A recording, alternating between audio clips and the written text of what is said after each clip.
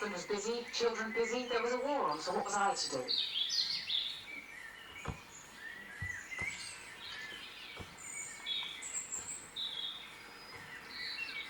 So what was I to do? And I, from the very moment I saw Canal, I absolutely loved it. And I spent the next 2 years, almost exactly 2 years, working boats on the canals, narrow boats on the cut, as we called it, the cut, and loved it.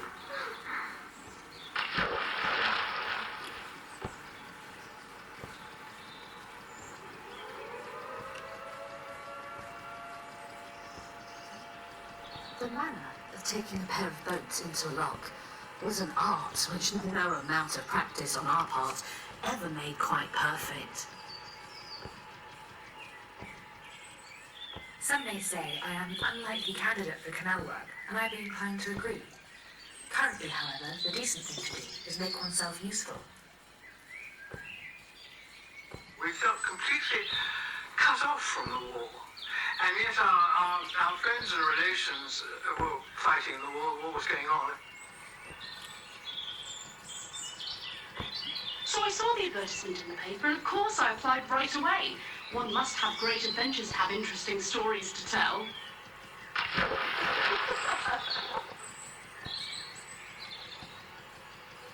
It's quite a thrill to stroll into a pub after a hard day's work with coal streaked on my face and a quite dishevelled barnet. You wouldn't see me like that at the village dance, but here I can.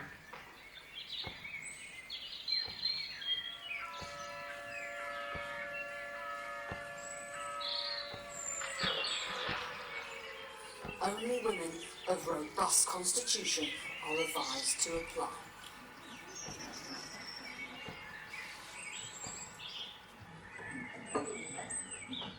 This is a bit different to what I'm used to. If I'm to be candid, I'm much more suited to the arts. But I'm willing to learn.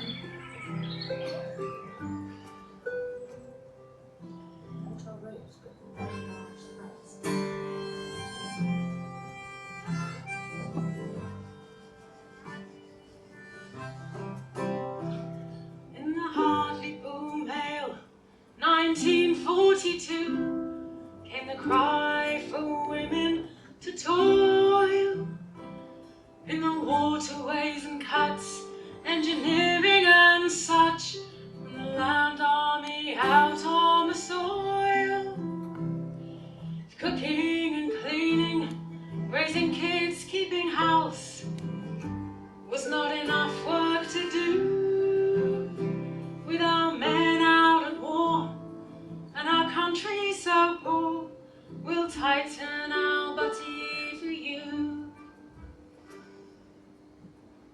Idle women, they say, as they waved us away, the Grand Union and Regent's Canal. Idle women forever, forever on board. Idle women, they called us, who'd never hold home. Those men who'd never hold home.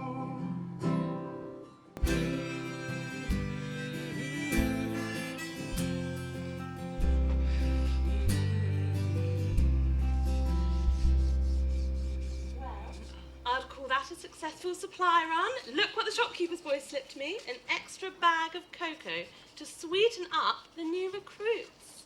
It must have been my dazzling smile and tired eyes.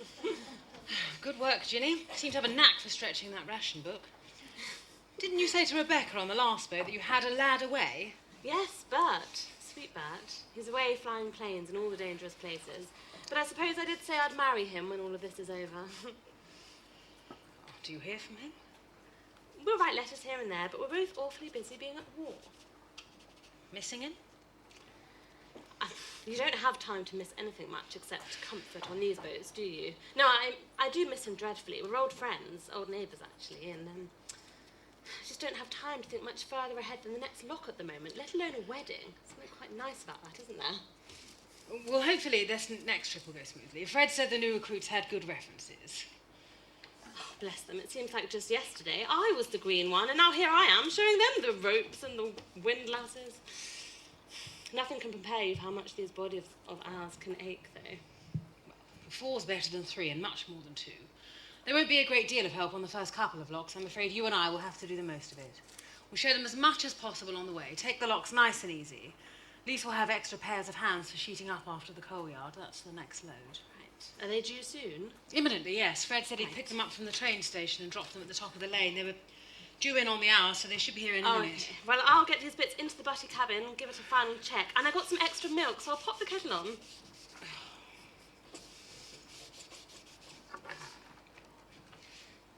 Hello there. Ruth Gold at your service. You must be Edna. Mr. Kemp said you'd be waiting for us. He said we're headed to a coal yard to fill up the toad boat, the butty, is it called? I met Margaret, on the train. Margaret, that's what you said your name was, yes? Yes, I'm Meg. Pleasure. Awfully pleased to meet you, Mrs. Price. Edna, good morning to both of you. Please, come aboard. We'll not be tied up here for long. We'll need all hands on deck for sheeting up. That is, covering over the coal once it's loaded. We'll show you the ropes along the way. Hello there. Welcome aboard. I'm sure it's all a bit overwhelming at first, but you'll get used to it before long, don't you worry. Soon you'll be as filthy and tired as we are, isn't that right, Edna? Ginny, show Meg the butty cabin. You two will be sharing. Ruth, you'll be with me up here on the engine. Let's take 10 minutes to get your bits in, and then we really must be off. We've got boats coming up behind. You can sort homey bits out on the pound. Ruth, help me with this. Hello there. Margaret, isn't it? Yeah, well, Meg. You can call me what you like. Oh, I like your skirt. Oh, thank you. It used to be curtains. Oh. Right, well, I'm Ginny, by the way. Ruth Gold, pleasure to meet you. This looks like it's going to be jolly good fun. 10 minutes, girls. The weather's coming in. Under bridges, round the bend, through tunnels in the dark, waterways of England, engine fire spark. Keep your windows handy, run ahead to the locks. Turn the key, open them up. 50 tons of coal, more valuable than gold, loaded from the Coventry docks into the butty hold. An experiment, they said, and we all stay the course. It's cosy in the cabin, no room to swing a cat. Thank you, Mr. Ministry, for this opportunity. Your cargo safe in our strong hands. Coal, flour, china, spans.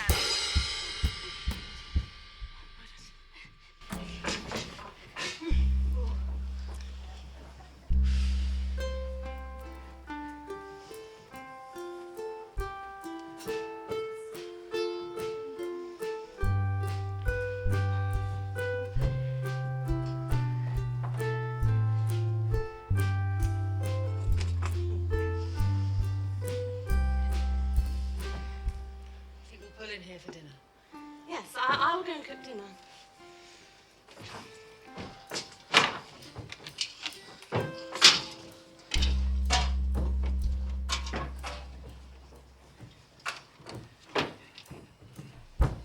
I met 2 well-known boaters at the Shipley Inn. They're well known along the cut and their boat much giggling. Round turn and 2 half hitches is the knot you need to learn. Easy to tie and undo, said Tone and Julie Fern. Get the rope and pass one end around the post there twice. Make a loop, poke the other end through. That's right.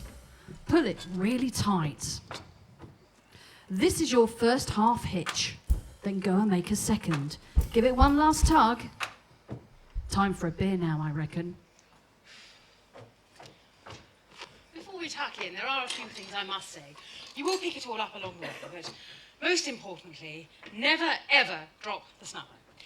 The snubber is the rope that runs between the engine cabin and the butty boat. Always knock and show respect. No peering in cabins of our boat or others. Keep the butty boat behind us. Never ever drop that snubber. Our cargo is worth more than all of our lives combined. What do we never drop? The snubber. Never drop the snubber. Cabin cleanliness is essential. There's not enough room to swing a cat. You can't go around leaving your dirty smalls and used mugs laying around the place. I expect everybody up by 6, porridge on, and letting go by 7:30. We have to get through all of our locks before they close. There are 152 locks between London and Birmingham, so it's no small task. When we're on the pound, there's little time to relax, is there? Always work to be done. There's brass to polish, fires to make, coal to reload, water to refill, thorough boat inspections, deck checks, engine cleaning, rope checks, etc. The evenings are our personal time. Any questions? Ask, always.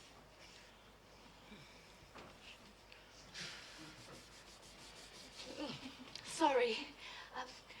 What will we be pounding? When we're on the pound, that's when we're simply steering through a stretch of water. We're not rushing to a lock nor recovering afterwards. Clear? Clear. It's more clean, I think. What is it? Excuse me. Sorry. Where does one powder one's nose? Sorry? When nature calls. Nature calls? The love. I see. Right. I've looked high and low, from the stern to the bow, for a place to powder my nose. I must be excused, it's getting quite late. Tell me, where does one go? If you're looking to spend a penny or two, or for a fine white porcelain throne, there's no cisterns or chains, and please don't complain. There's just no room of one's own. Put both hands on the bucket, underneath your derriere you tuck it. Do your smelly business like a granny's old mule. When you're on board, it's the #1 rule. Bucket and chuck it. Bucket and chuck it. Bucket and chuck it when nature calls. When nature calls. She's feeling the urge, in need of a break. An outhouse or privy will do.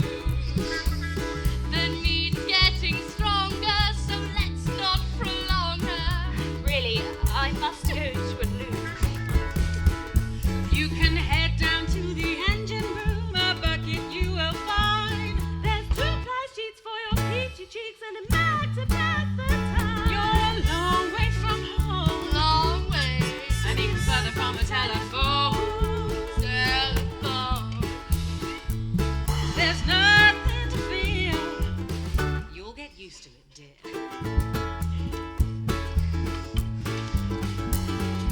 Put both hands on the bucket, underneath your derriere you tug it. Do your smelly business like your granny's old mule. When you're on board, it's the #1 rule. Bucket and chuck it. Bucket and chuck it. Bucket and chuck it when nature calls. When nature calls. Do it for your king and country. Do your duty. Makes me want to give thanks for that armitage shanks. Meg. Oh, sorry. Bucket. Chuck it. Got it. Oh.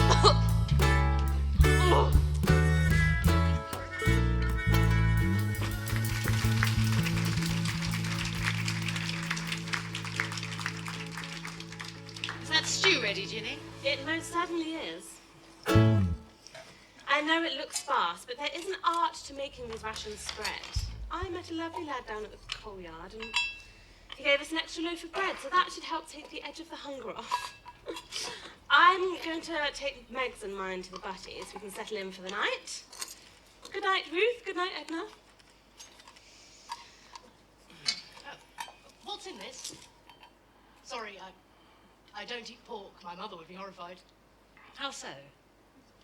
I'll just have the bread and butter. Vegetarian?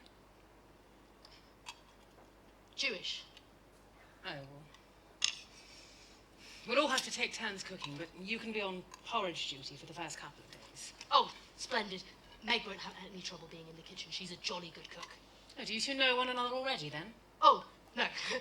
We met on the train and we got chatting. She told me she liked to cook and let me share her lunch, which was rather kind of her since we'd just met.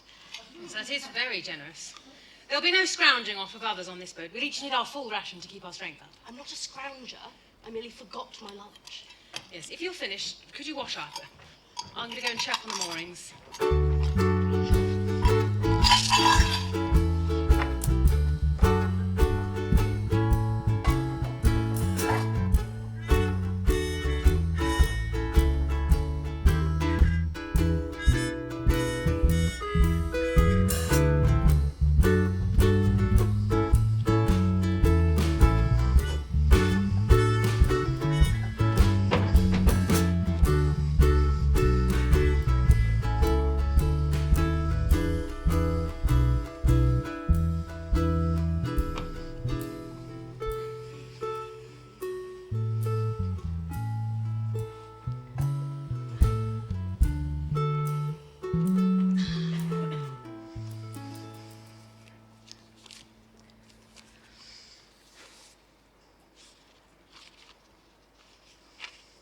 The first day is always the hardest.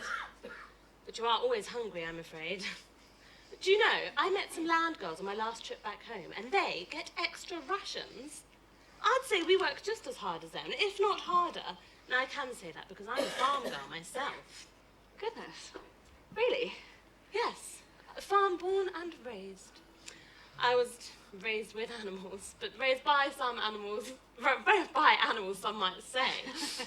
Although my mother, she taught me proper manners, and I went to school and learnt manners there too as well, I suppose, although that was mostly frightful mischief. Where are you from? East Dulwich. It's just me mum at home. She's a seamstress.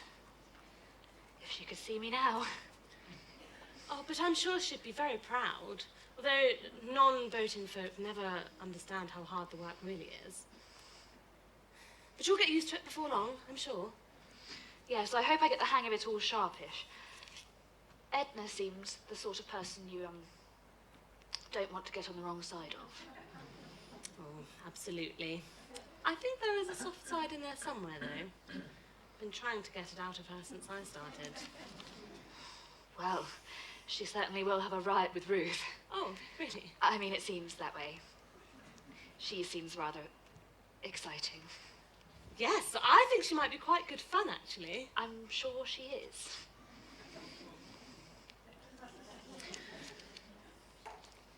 Oh, can we receive post on the boat, then? There's stops along the way that we collect it from. Fred, Mr. Kemp should have told you. I've made a list, actually, in my notebook here. Where is it? There. Thank you. This one's from Bert, my fiancé. Oh. Do you have a lad back home? Well, I do know some boys. But we don't have much in common, and I don't have the time. Oh. Right. Well, I'm sure there's a lovely boy out there somewhere for you. Just a perfect person. Oh, I know. When we get to London, we can tie the boats up, and there's pubs nearby. We could go in and find you a handsome airman or something well, that's like awfully that. kind, but you don't need to trouble yourself. I mean, Right. I'd probably just be bored hanging along, and you've got your own things to do. It's awfully stuffy in here. Not worry then. Do you mind if I pop up for some air before we sleep? Yes, no need to ask. I'm quite tired myself, so I'm going to go to bed. And, yeah. Just make sure to put the gas lamps out before we come in. All right. Good night. Good night.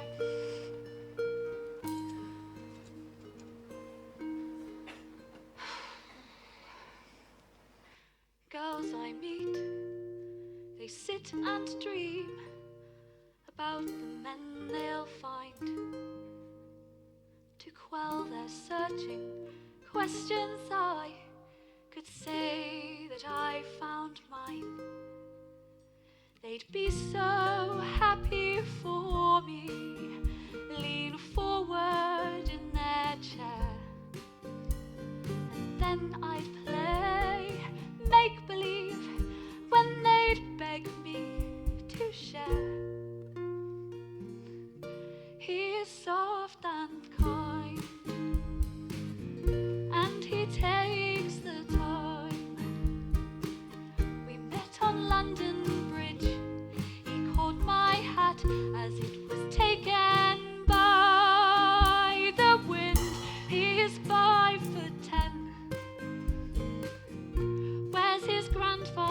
wedding ring.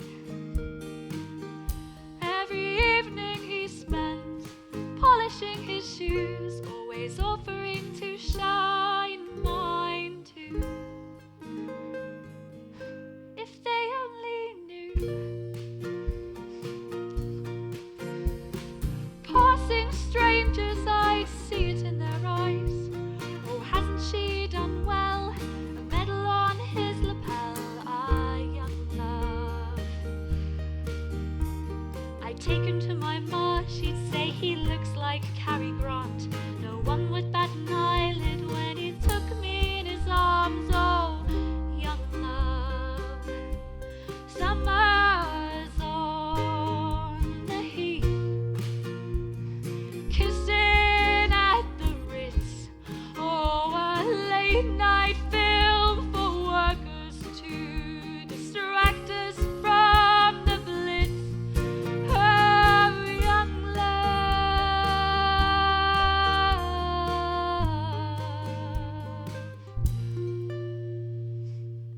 But I don't need to sit and dream. I found the one for me,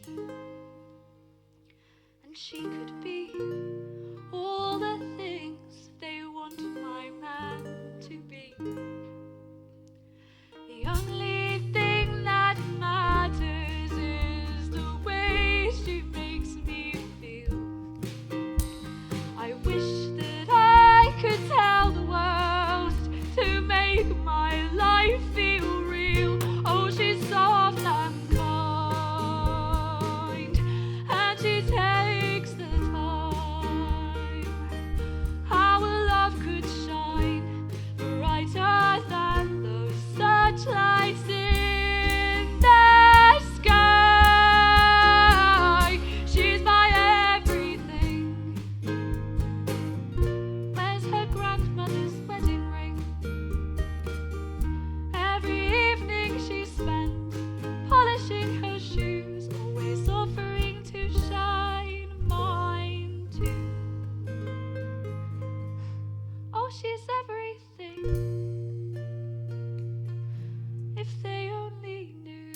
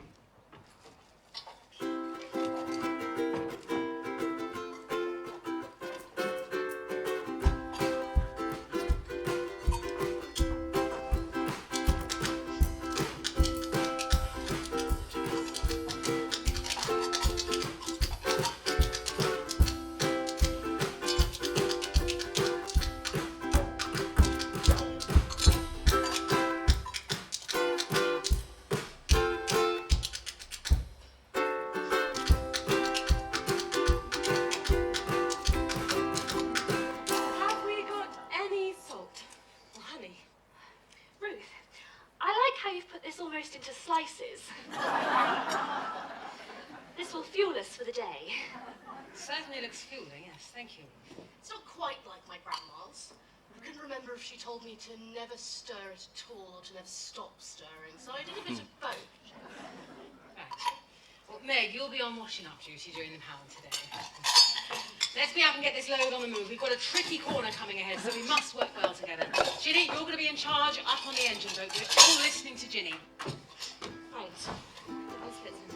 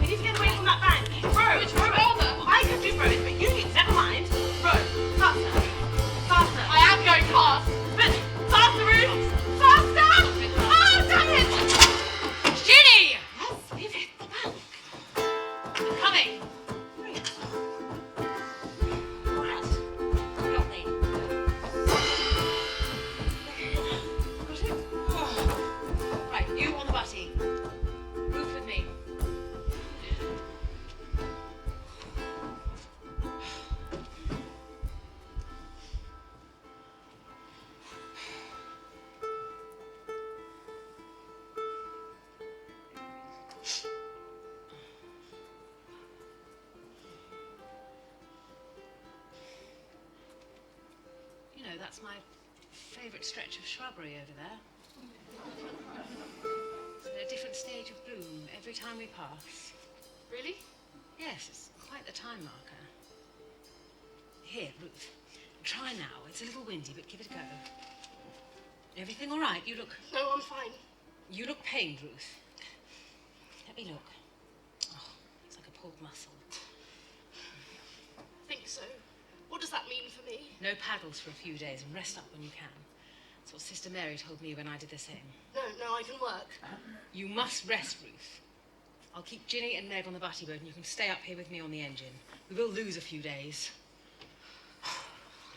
I'm sorry, Edna. They all wouldn't... I tried really hard.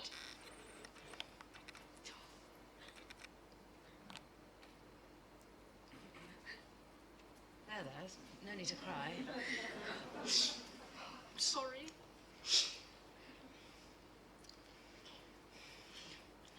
Do you know, I made the most terrible mistake on my first trip. I dropped the snubber off the butty boat, went sailing away, would you believe it? Susan was furious. I was mortified and hurt. Terrible rope burns. But I was no match for the butty boat. You dropped the snubber? I did, yes. I lost a boot in the process as well. We got it back. The butty boat, not my boot. So I do know, Ruth. I know what these first few days are like. You must rest that rib. And listen to Ginny. She does know too. Yes, Edna.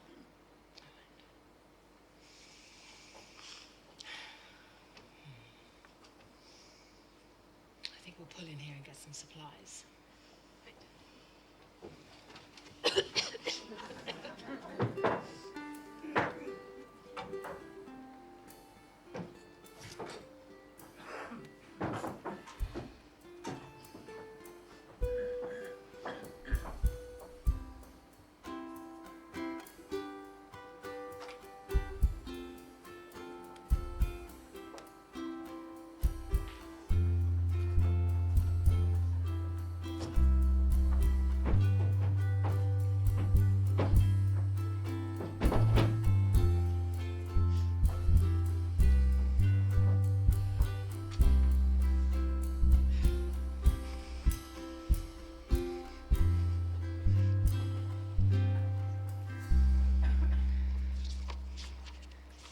Shoes in a minute.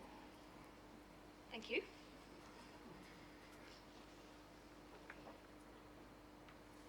Where are Edna and Ginny? At that farm over there. Something about vegetables. Definitely. Yes. 20 minutes there and back. I was reliably informed. Oh, my hair! I've missed you. I've missed you too. I feel so far away from you. I know, it physically pains me. Well, speaking of, how's that poor rib? It's fine. Don't you worry. You know I worry. I know. I don't like pretending I don't know you. I don't know. It was quite exciting. I feel like I get to woo you all over again. Well, can't disagree with that. Wait till I break out the Emily Dickinson. That'll be difficult to ignore. I spilled the dew and took the morn. I chose this single star. Careful. You know how it makes me feel. I know. I remember very well, actually, back at Louisa's before we left. I feel that you were particularly enamoured by my recital of Sappho. Well, you can't say you weren't affected by my dress. I never said I wasn't affected. In fact, I believe I made it quite known. Well, that is true. In the garden, in front of everyone. The picture of class. I like to show you off. Am I just a thing? Very pretty thing. Oh, well, that's all right, then. I can't believe we thought we'd get more privacy here. No. Somehow we have less. And I have to share the stern cabin with stern Edna. Do you know she gets up at 5 every morning? I don't think I've got up before 8 since school. Oh, no, well, of course not. Ginny's good fun and everything. But I'd rather be sharing a cabin with you. Are you sure? You are at awfully close quarters. I'm very sure. Thank you very much. No, I know my feelings are safe in your hands. So, would you join me, fair maiden, for a turn about the towpath? I would love to. I'm ravenous. I'm really sorry about the porridge. You know I'm a terrible cook. You are a terrible cook.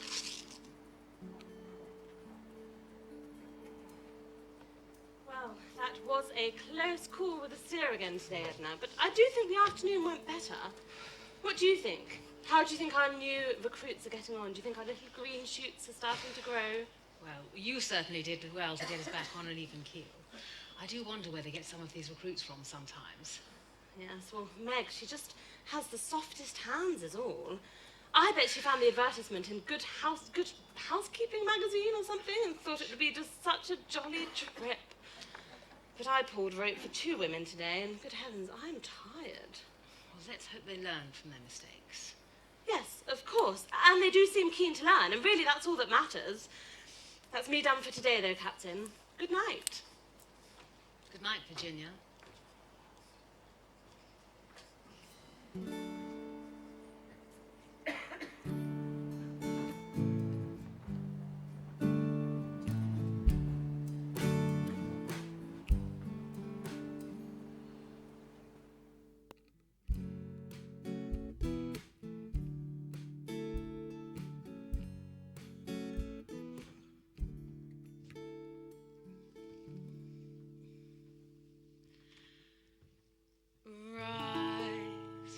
Sun. Been this way since I was young. Beat the birds to their morning run, like the soldiers my brothers would become. When I work hard, when I work dawn till dark, and my body is just a machine. Pay no mind to the life I thought I'd lead. It's just me and the cooling breeze. And I'll never have to wonder, because I'll have wondered more than my mother or her mother before. I'll take the rope, you can give me more. I want more.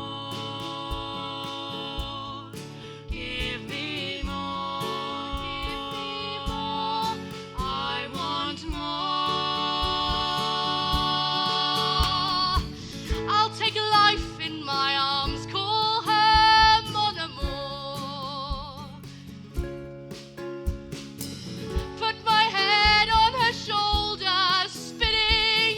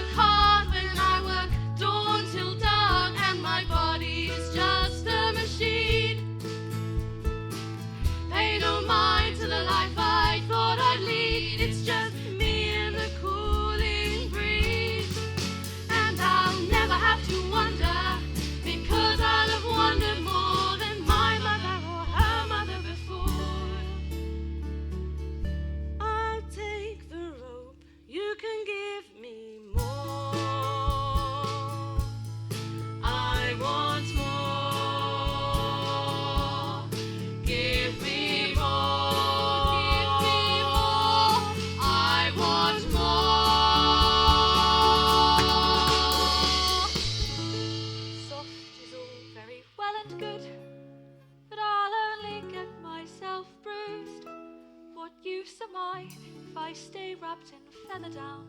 What use is a brain with nowhere to go? I want to know where the horizon lies. If I push through the pain and the fear, what will I gain? What do I know? When I work hard, when I work dawn till dark, and my body is just a machine. Pay no mind to the life I thought I'd lead. It's just me and the cooling breeze. And I'll never have to wonder, because I'll have wondered more than my mother or her mother before. I'll take the rope, you can give me more. I want more. Give me more. Give me more. I want more. More. I want more. Give me more. I want more.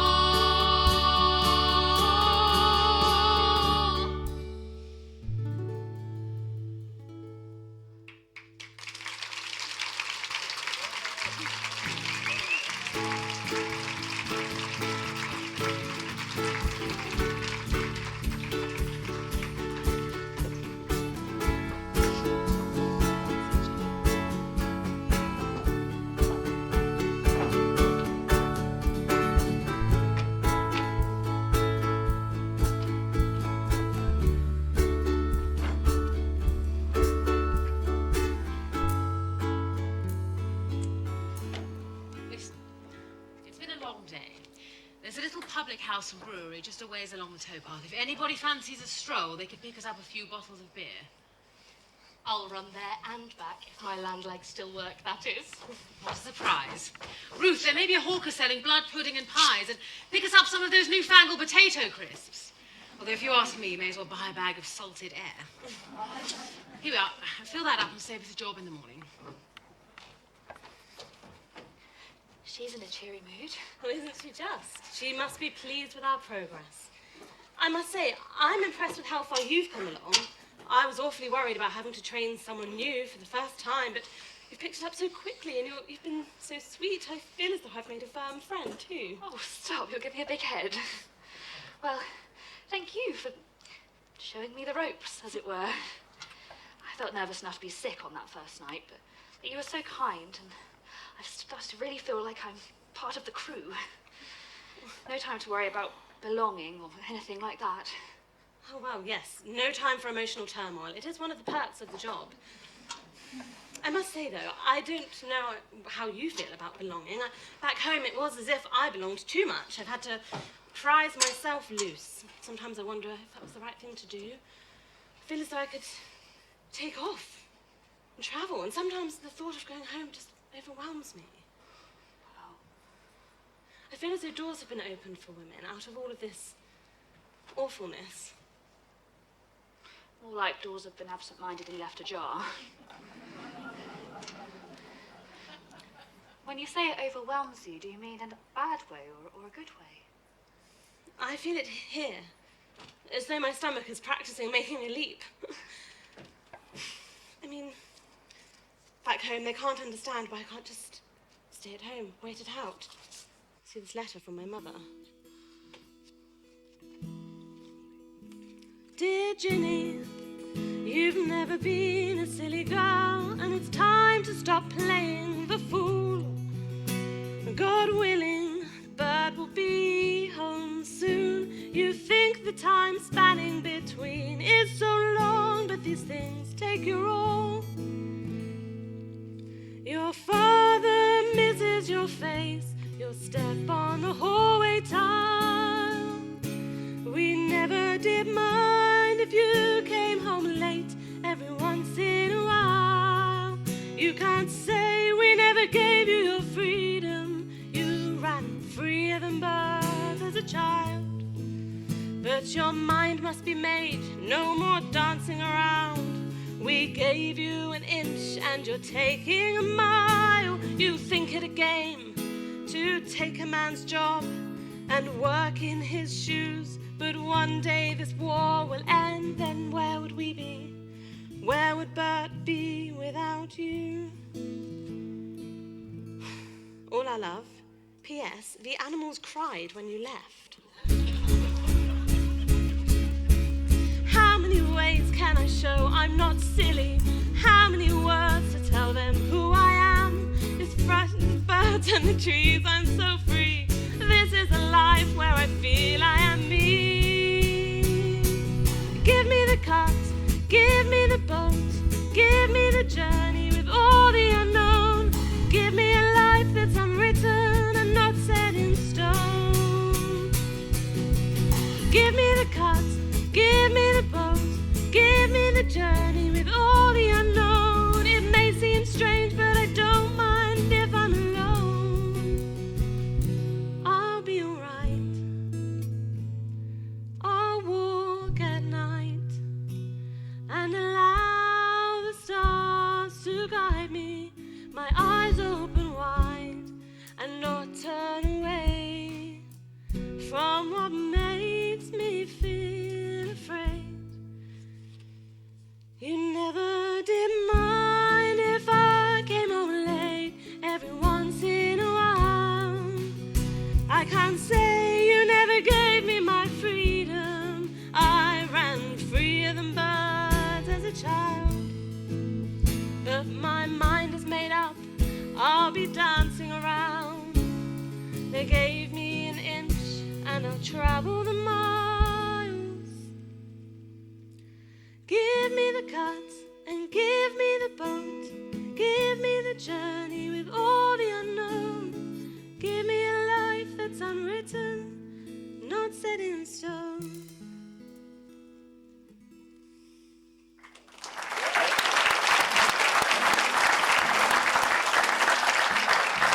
How fast was that? The bottles were practically leaping out of the basket, but I did prevail. You two look awfully solemn. Where's old Eddie? Not sure how I feel about the old part, but my brothers used to call me Eddie. Oh, don't they anymore? Well, they're both dead now, so they probably find it difficult to call anyone much at all. Meg, be a dear and fetch my wireless. The prom starts at 8. Edna, do you think perhaps we could listen to something different tonight? Oh, what have you got against our proms? No, nothing really. It's just that sometimes we want What to she means to say is that the proms aren't exactly inducive of fun and frivolity. And since you are allowing us beer and potato crisps, one might also assume you're penciling in our bi-monthly ration of fun also. Oh, please, Eddie, it is such a beautiful night after all. I suppose it is a beautiful night. All right, you may subject me to your modern noises. Huzzah!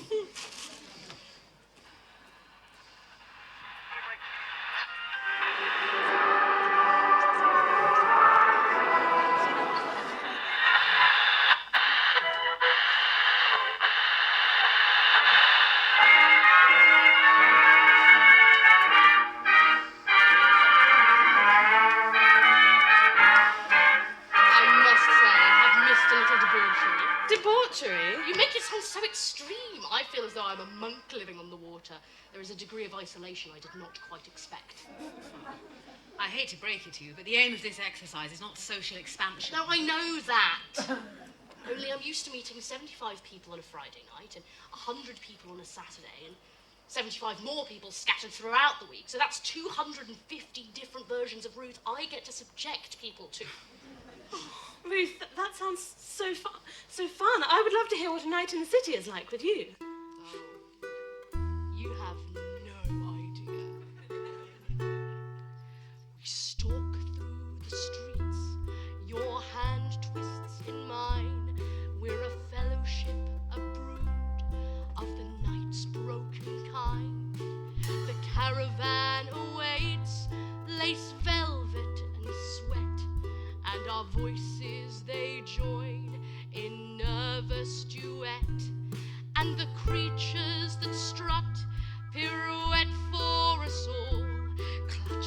light on the dance floor, let go in the hall. Your flannel and rouge, my flash and desire, exposed by the lamplight, burned by the fire, where the only peering eyes are stars playing jazz in the sky. The absinthe it flows, sets light to our veins. We bright young things that dance in the flames. Down below we are free, up above they want more. And our moonlight it shines through cracks in the floor. We're born to create what their war destroys. Boys will be girls, girls will be boys. You lift your eyes, you dance with me till the sun comes up. Just hold on and see, we're the only peering eyes are stars playing jazz in the sky.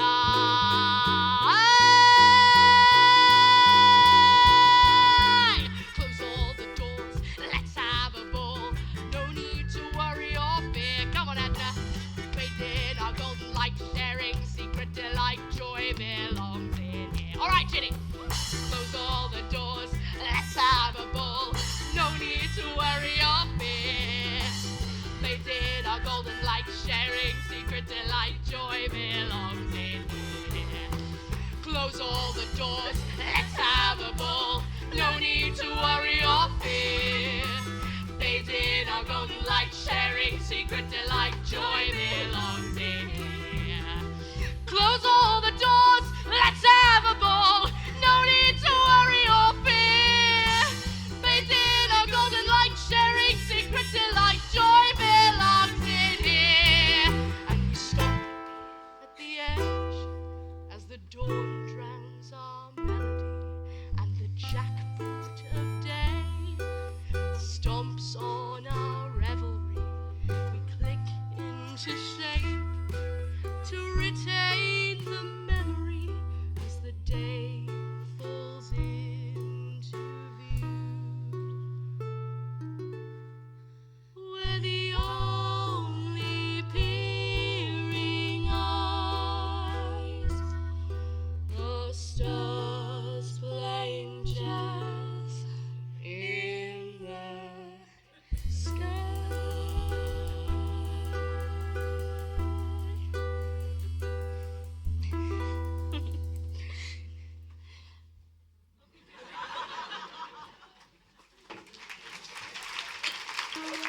Ginny, wait!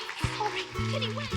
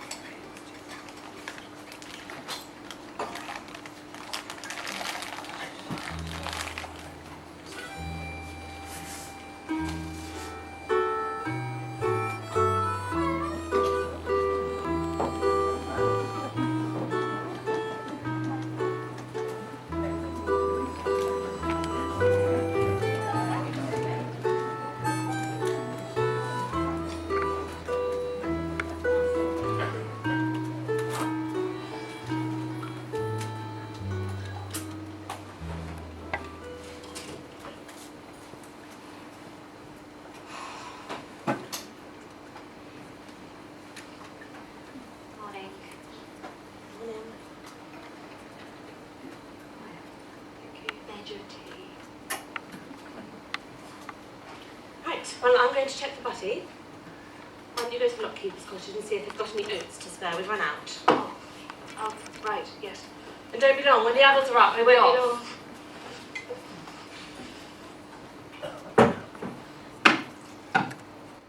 Oh! What?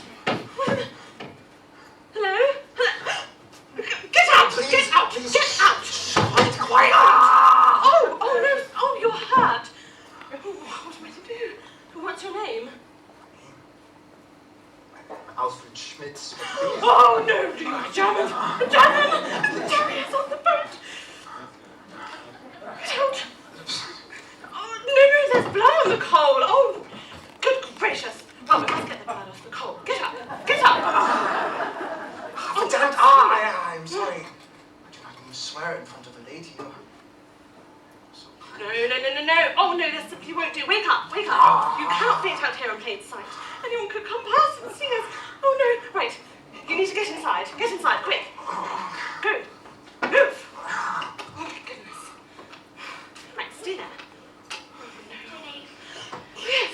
I didn't have any notes. Hello, right. About yesterday. Not now. I really... No. Sorry. What? What is that? What have you done? Alfred Schmitz, he's hurt. A German! Oh, he's wounded, and I'm going to help him. There's a German. A man German on our boat. You attempt to help him. Kind of. Oh, but Edna will kill us. If someone else does not kill us, the treason or betraying our country first will be stone cold dead, and Edna's hands throttled, maimed, mangled. Meg, stop. Listen. You must trust me. This man is just like the kitten on the Joneses boat, remember? It's just a broken person, that's all. Just need to bandage him up, and then we'll tell Edna, and then we'll decide what to do, but we really must get him out of sight before anyone comes past and sees our predicament. Meg, trust me. You can't just... If you haven't noticed, Ginny, we're at war. I know, but Meg, we understand each other, don't we? Okay, well, anyway, we need to get him inside before anyone comes by, that's all, and I will bandage him up, then we'll tell Edna. Right, help me, just help me, please. Right, okay. Quick. Oh. Okay, out the way. Come sit over here. Let's watch that nail. Or not. Get out. Quick. Okay.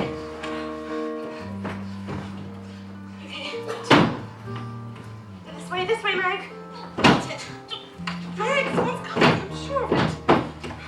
Right, you touch it like that. Good. Okay. Okay. Here.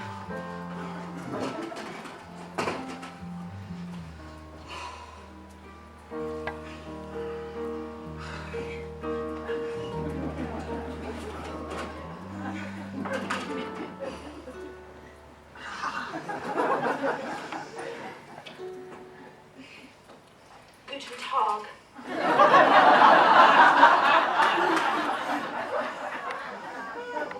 It's okay, I speak good English. Oh. Very well. How do you do? Today, I'm not so good. How do you do? I have also had better days. I guess we can only wish for better, huh? Winter on your cheek and summer on your heart. Oh, how lovely.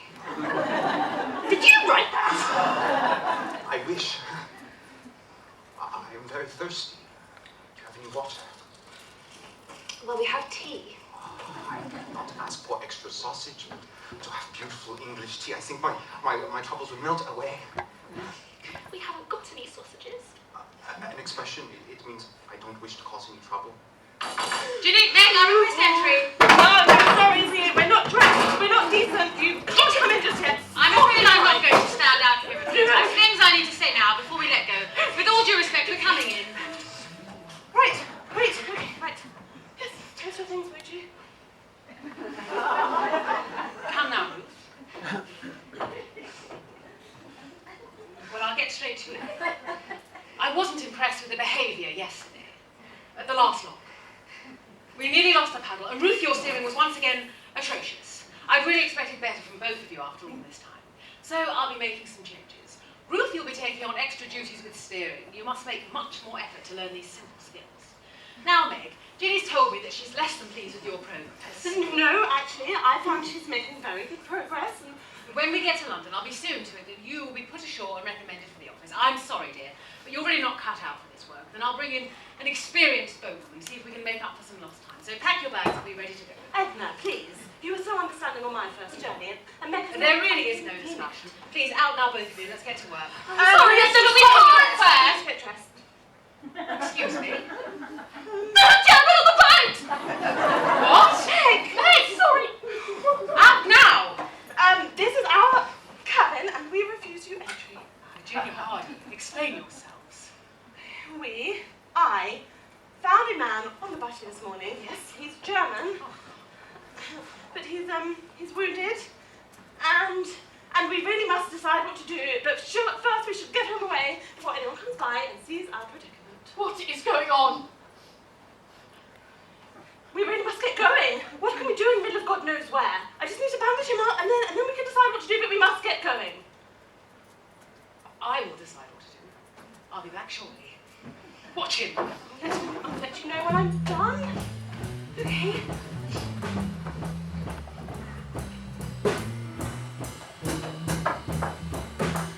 Ruth, wait! What are you both doing? Oh, he's injured. We can't just leave him. Like Ginny said, it's just until he can hand himself in. Hand himself in? Do you hear yourself? We're trying to show a human being respect. We're trying to do the right thing. Right thing? Do you know what they're doing where he's from? Because I don't. People like me, my people, my family, are taken from their homes and never seen or heard from again. But Ruth, he's not. I mean, this isn't. You're a the same. clever girl, Meg. You read the papers. Don't patronise me, please. I didn't think of it that way. Of I course. just think of you. Of course. Why would you? Ruth, please listen. No, you listen. It would be a great deal easier if I could be like you and take pity on him, but when I know what he fights for, all I can see is my cousin's shop in Frankfurt burned. You know we have friends and family we haven't seen or heard from in almost 4 years.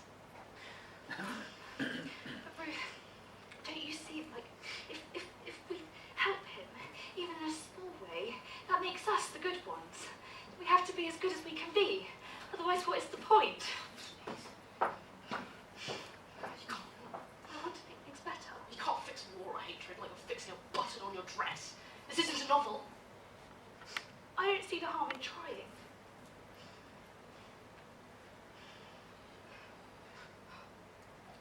Oh, well, You think I'm delusional? I'm sure you are. You're convinced you can live 2 lives at once. What? That's what this is about. This doing the right thing and then being with me. That's not fair.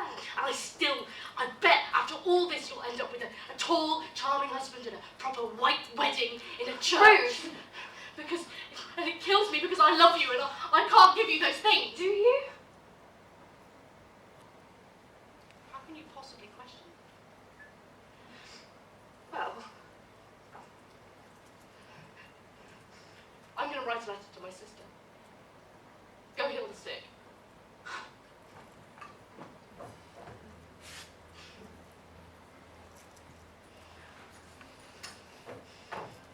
I'm giving them 20 minutes, that's all. More than enough time. I cannot believe. Oh, I can.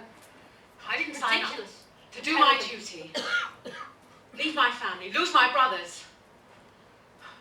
I've made my reputation defying the words of men. Men who said it couldn't be done. You know, when we approached the Grand Union Canal Company, they said that women wouldn't be able to open the lock gates. They said we'd have to stand around and wait for a man to open it for us. Ridiculous. I've hauled tons of coal and steel up and down these waterways in the war effort. No one would dare question my ability now, or any of the girls I've trained. Including you. And now this. Say, Edna Price leads a gang of naive and deeply confused girls who take the war into their own hands. You let your guard down for 1 second and this is the result. You've hauled enough coal and steel for all of us. It's not about the coal or the steel. It's not about me proving myself. It's about us. It's about our lives and our choices. We've done more than anyone believed we could. Lived more than any of us realized was possible. Life's not all bright lights, Ruth. There are wives, mothers, trapped in lives they don't want, living with men they can't stand, carrying the endless weight of duty. Edna! I have no intention of giving refuge to a Nazi. And I do understand.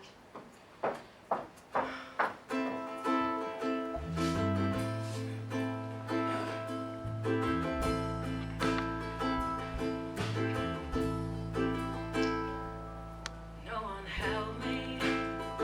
I hold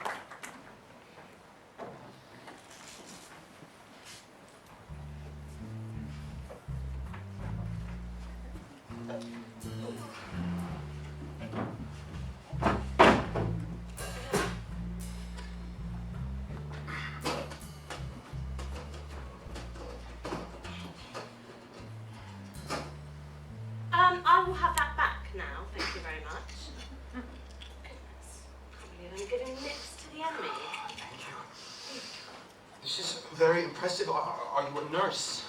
No, I've only worked on animals before now, though it is a remarkably similar process, aside from the brandy. I have just had the most amusing image of you giving brandy to a lamb. But it would not be of age. Well, I would give brandy to a lamb going to the slaughter, much like our men going to war. I'll not speak to you of war while I'm waiting to hear if my Bert is still alive. Ginny? Edna. Okay, so he had a dislocated shoulder, a bad ankle sprain, there's a few cuts and grazes and burns and shrapnel. I'm afraid I've really had to plunder the medical kit. Very well. You've perked up. Glad you saw it fit to deplete our medical supplies so, Ginny. I hope it was worth it. Oh, do grow up, Ruth. I know I made the right decision. Grow up. You're the one adopting a man who should be in prison as a pet. Well, you can think what you like, but you're not actually helping the situation, are you? I am administering simple first aid to a gravely wounded person. Oh, did you give him a kiss and a cuddle too, or is that reserved for shop boys and spoofs? Oh, don't be cruel. I'm sure you didn't mean that. We must work together. Oh, don't make me sick. You can so be sick all you like. Oh, You're not please! Cecily.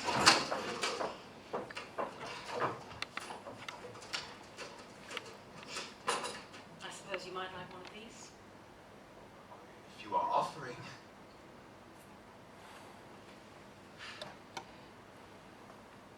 Who might you be then?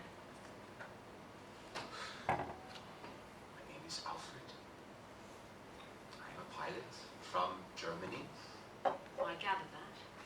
You could be a spy? I don't think I have much talent for espionage. I just told you exactly who I am. I may need a little more information. My name is Alfred Otto Schmitz. I was born 23rd of June 1908, just outside of Berlin. I learned to fly when I was a boy from my uncle. He loved to fly. I also loved to fly. I was conscripted. I did not think I would be lasting this long. The plane I was piloting was a Dornier DO-17. It carried a crew of 4, myself, plus 2 gunners and a bomb aimer. The cockpit of a DO-17 is very cramped. You must understand that there is no room for a spy, nor for the specialist equipment a spy might require. That we are all elbows and knees in there, you must understand. And there is not a way to exit the aircraft unless it is an emergency. You should exit, one must remove the rear door or the access hatch, and once removed, both fall away from the plane. But you did exit the aircraft. Yes. And it was an emergency. We were hit on the way back from Derby, a raid on a factory. I don't know what happened. Machine guns just tore through. I should be dead.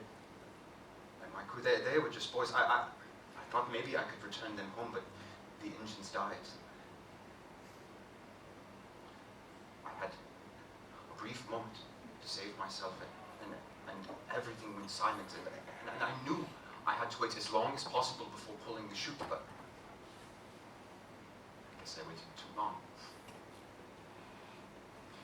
I landed in some hedges and walked as far as I could. I couldn't think. I couldn't feel how hurt I was. I saw your boats, and I thought I might have time to figure out what to do.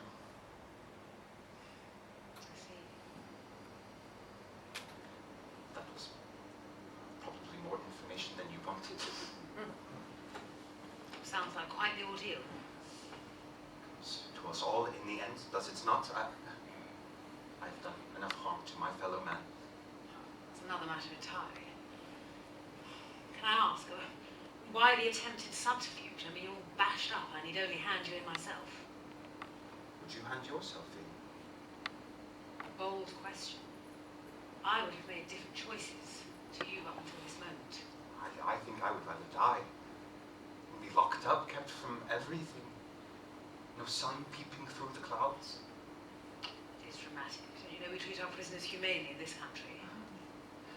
I have heard. My first and last love will always be Mother Nature. told myself I was fighting for. But it wasn't. Of course not. Well, what then? After all this time, there is only fighting. We've got a long stretch to get through today. You've delayed us dreadfully.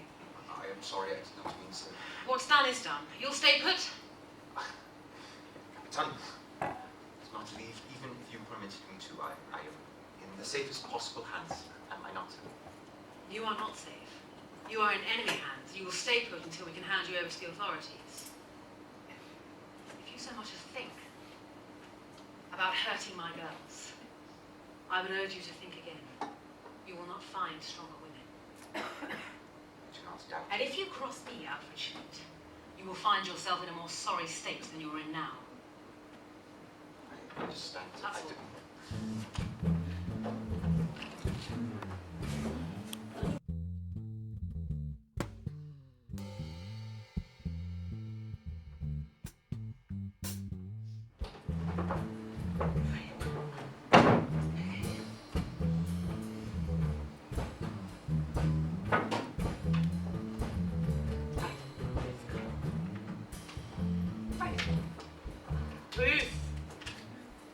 Ruth, come on now. We must work together. I will not entertain this. We're up shit's canal without a clue. You were all mad. Could you please pull yourself together? We have ground to make up, and this is no way to act as a crew. Would you pass me that tiller? I'm glad to see this is such a little adventure for you. Girls, please. Right, what is the verdict? Well, Is he coming with us? we'll keep moving while I think on my decision. What? Well, Ruth, really, what can we do in this quiet little Calrose train stretch? We must carry on, and then we can Then find... it is not for you to decide. Well, I think perhaps you you should should maybe maybe just demonstrate to the We were crowd. just thinking of yourself. Can you all stop arguing? Decisions do need to be made. But first we must work together, whether we like it or not. Well, I do have a suggestion. Go on. We carry on with Alfred and find somewhere more populated where we can find an official place to hand him in and explain ourselves. Oh, an official place? Do you mean pest control? We need him off the ship now. He is dangerous. He is less dangerous while we have him where we can see him. And I'll not hand in an injured prisoner of war to vigilantes. That really is a death sentence. We do need to hand him into the authorities, but we must hand him in somewhere where we can be clear about our role in this, so we're not called into question. But what if someone sees him? They could report us. And with the civilian clothes that you've so helpfully dressed him in, Ginny, he will be treated as a spy. Well, we'll keep him below deck in the daytime. And then at night, we'll let him out for some air. He'll die like a mouse in a box with no holes in it otherwise. It's stuffy down there. Yes. Excellent, Meg. Great. So we are all agreed then. We carry on. Cast off, please, Ruth. Meanwhile, from the campaign in Europe, in the last 24 hours, 403 aircraft were dispatched in what was probably a full maximum effort for the regular British Bomber Command squadrons. 29 aircraft were lost. Our crews encountered a mixture of cloud and ice at some places on the route, but clear weather at the target. Good bombing results were claimed. Hamburg reports show that severe and widespread damage was caused, mostly in housing and semi-commercial districts. 14,000 people were bombed out, 337 people were killed. Back at home in the early hours of the morning, a Luftwaffe D-017 was successfully shot down following a raid on the Rolls-Royce Merlin factory in Derby, causing numerous injuries.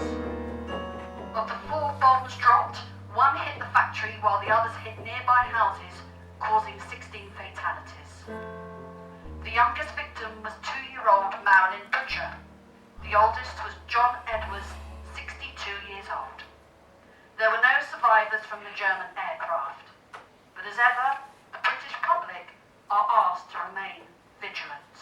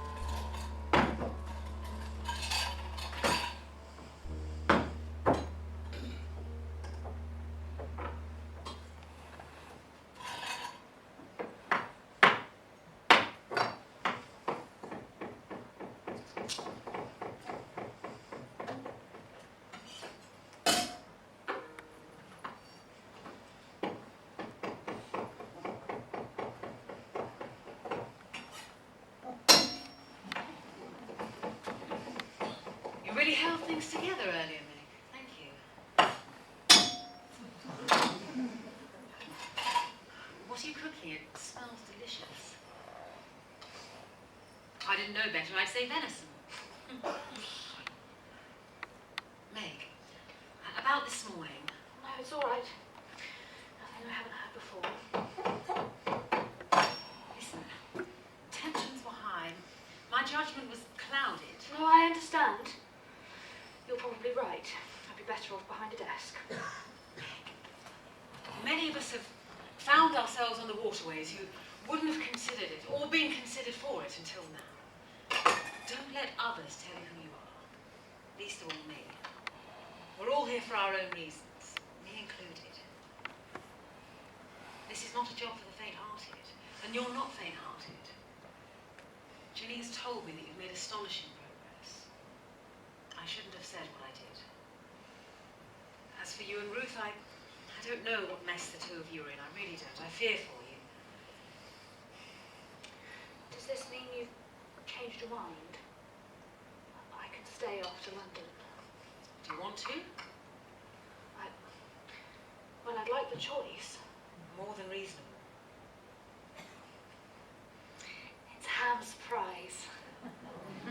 The surprise is there is no ham, only tripe. You wouldn't know. You are marvellous. Should we call the others in? Don't you think you should go and speak to Ruth? She's pacing about on the butty cabin, splitting rope. I suppose so. You should speak to Ginny. Thanks.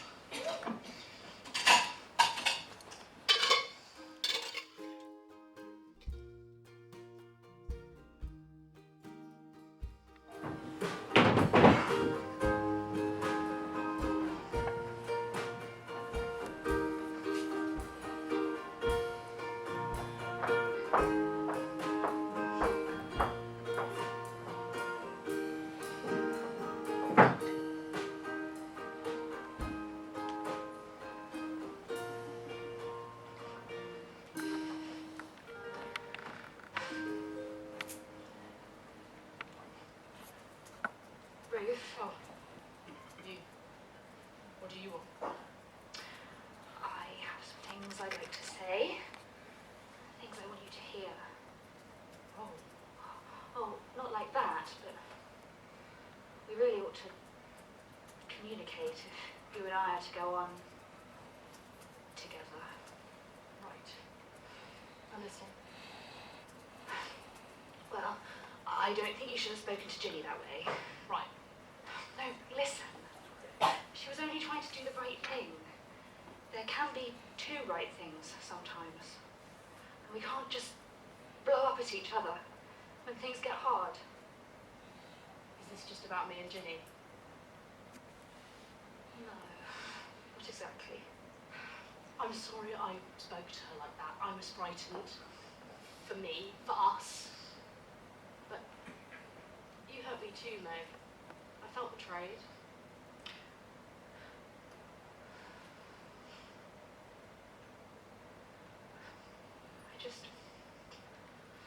I just couldn't bear to see you as one of those people who sails along oblivious when it's as if I snag against every tree I come across. I'm not oblivious though, am I? No. You're the cleverest person I know, actually. Well, that's... And I do snag. I've been snagged by you. Everything I thought I wanted when I was younger is all... I want something now it's not okay to want. That's not very clever, is it? I want to change the world for you. I want to spend forever together and know that we can be safe. I wish you didn't have to feel ashamed. I don't feel ashamed, I worry. I know. I love you. I love you too.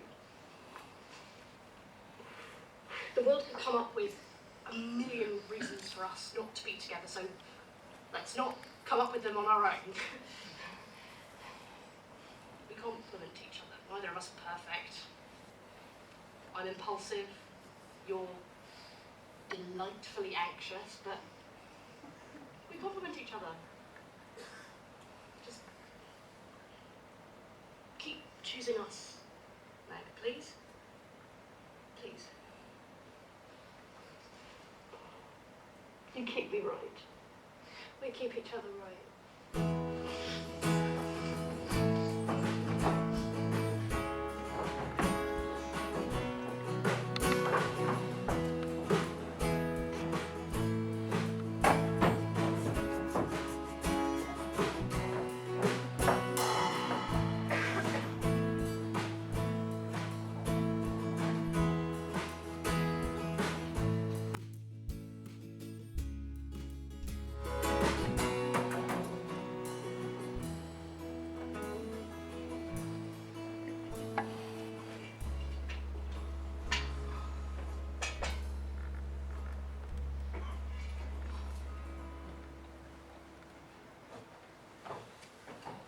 Work, Jenny.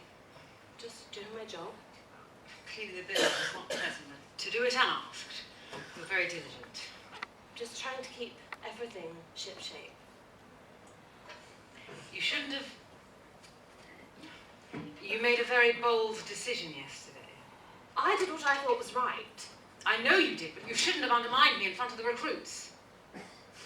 I apologise for speaking to you the way that I did, but I do not apologise for the reason. Ginny, you are a fine boatwoman and an excellent leader. I have the utmost respect for you. But I expect the same in return, and the way you acted yesterday was rather pulling the rug from under me. I can explain. Go on.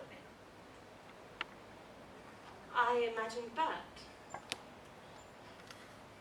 When I saw Alfred there, I thought if Bert fell and was hurt and looked for safety, what would I want for him?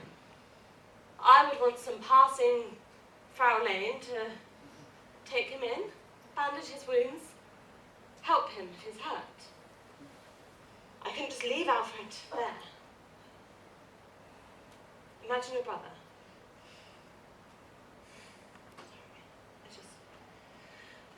I do understand. I know. I do not side with the enemy, Edna. I just want this war to be over, and I want Bert to survive it. Ginny, I don't know whether we've done the right thing or not. But we haven't achieved what we have on these waterways by not listening to each other. We need to be able to trust each other. I do trust you. I'm sorry that I didn't consult you sooner. I'm sorry too. So we go on, we take him to the nearest town and hand him in? Yes, I think that's best. But I'm happy to follow your lead, Edna. I really am. And I yours.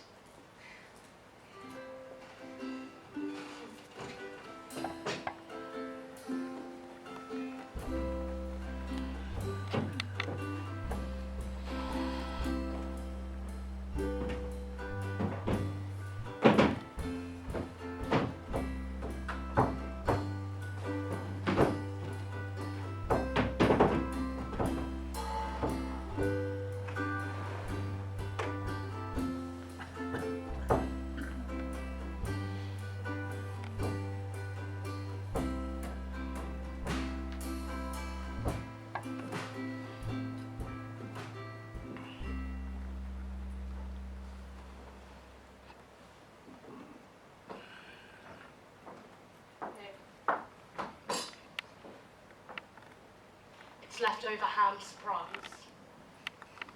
Thank you. Don't thank me. I'll be making your porridge in the morning.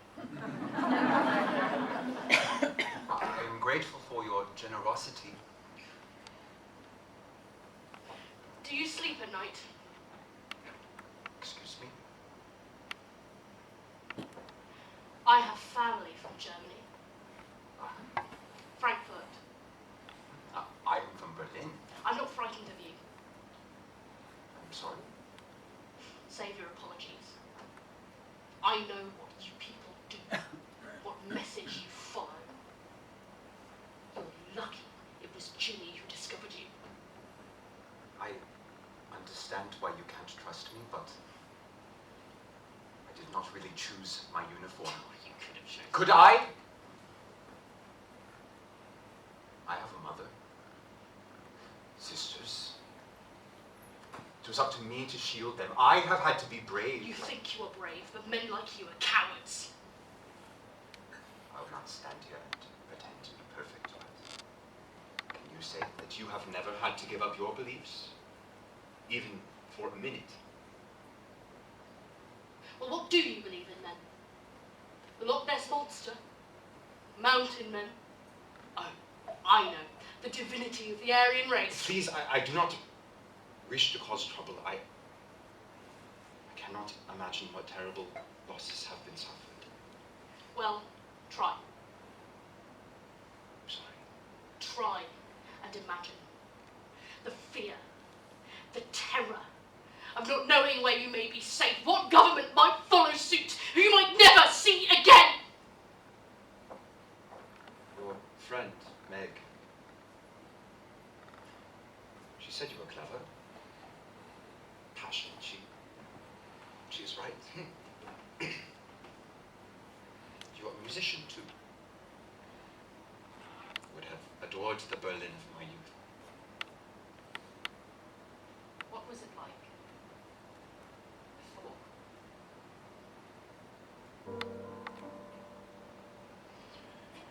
You have not seen the world. You do not know what we have lost. Berlin, what it once was, my life as a young man. For a dream, someone else's life. The lights of the nightclubs and the moon seeped into my bones. And the cabaret queen crooning. There is only one Berlin. In the 20s, the streets were golden, even in the rain. The 30s, burnished bronze, glowing in the dying flame. And now they're pouring concrete where lovers used to meet, on the corner of Lowenhart-Damm. I remember the sun rising over the river. Never rise again. The nights we spent reeling the edge of forever. Under the arches, fevered and sinful,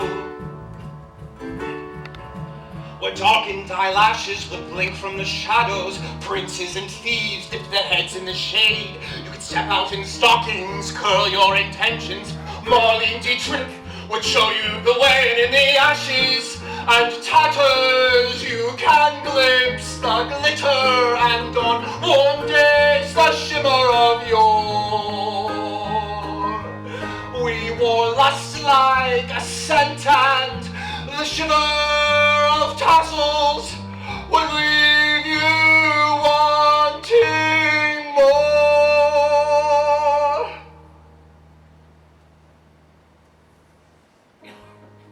No bad mood could cloud that beaming joy. For a few hours we'd slip off our skins. I'm sure you have felt the bitter, sweet pain of showing who you are within.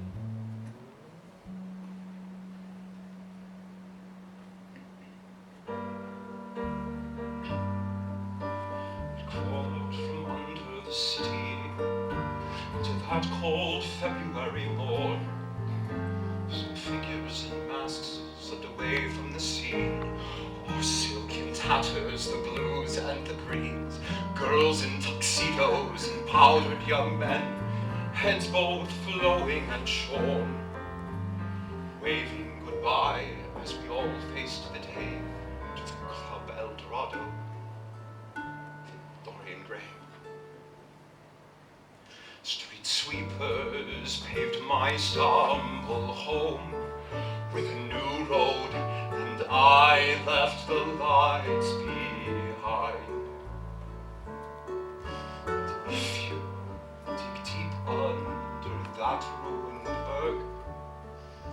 my dreams are what you will find. And now they're pouring concrete where lovers used to meet, on the corner of Low and Hard Dam. I remember the sun rising over the river.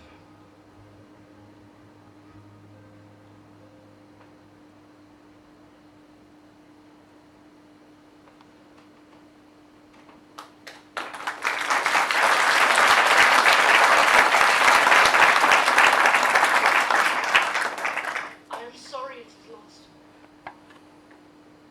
There are more valuable things that have been lost.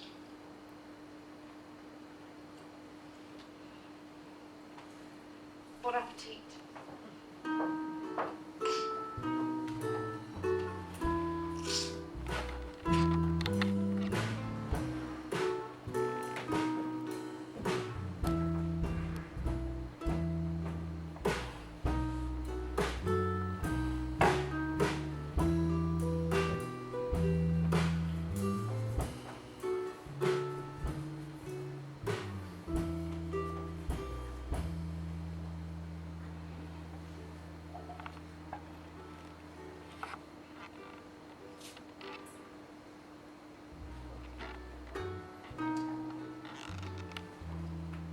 Where did you find it?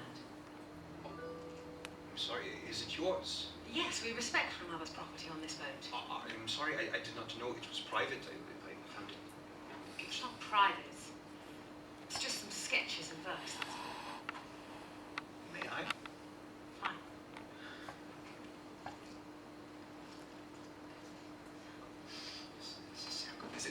This is very good. Where is this? The view from my grandmother's kitchen window. Is your grandmother? Not here anymore, I'm afraid. Though I'm glad, really. She wouldn't have had the patience for this war. One was quite enough for her. Bibury, the Cotswolds. I have never been. It looks, how do you say that, picturesque. They call it the heart of England. I spent many summers there with my brothers. Running quite wild, really. Just remember the grassland moving like an ocean. These places, when we are young, they are magical, are they not? Yes. My sister and I would play in the meadow behind my grandparents' house for hours. Hide and seek. Once Marta, she got distracted by butterflies and forgot all about me. I was crouched in the meadow until dark. That's lovely. Where's your sister now? She is in that same house. My mother and her children, and they will be finding out soon that I am missing, I guess. Well, at least you're not dead. Really, I should be. You are a very lucky man. Like a cat. How many lives do I have left, do you think? You seem familiar, like I've met you before. Must have one of those faces. You, however, are not like anyone I have ever seen before. Let's see, I'm quite ordinary. Who told you that? You are cold. It's late. Drawings are very good. I'd love to see more someday. We've been up here too long.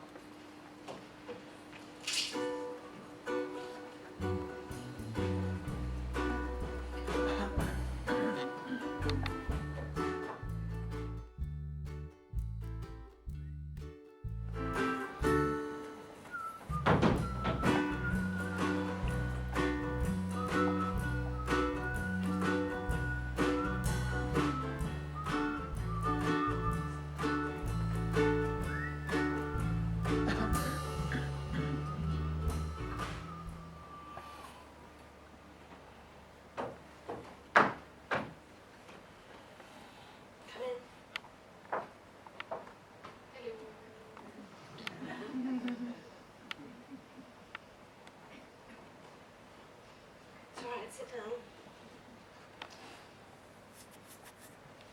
I'm sorry for how I spoke to you earlier. I'm sorry too. I do understand you. I wish I had your resolve. I understand you too, and I know this was horrible for you. I'm sorry for everything. It's all right. I just want everything to go back to normal. Have you two heard Edna whistling? Yes, I have. Do you think she's gone mad? Whatever it is, it suits her. I can't believe it. Well, stranger things have happened. Yes, I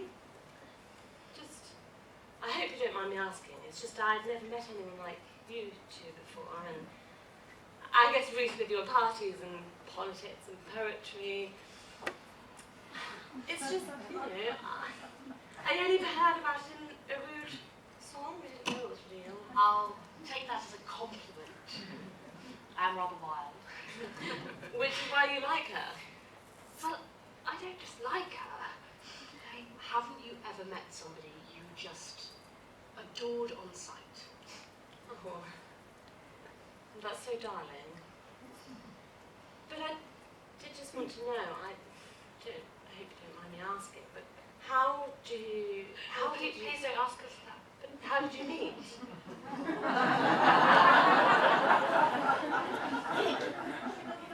How did this come to be? I didn't know. I'd been waiting for someone to ask. I've not rehearsed what I'd say if anyone can do. And I am afraid because all I have wanted is to feel safe, is to be wanted.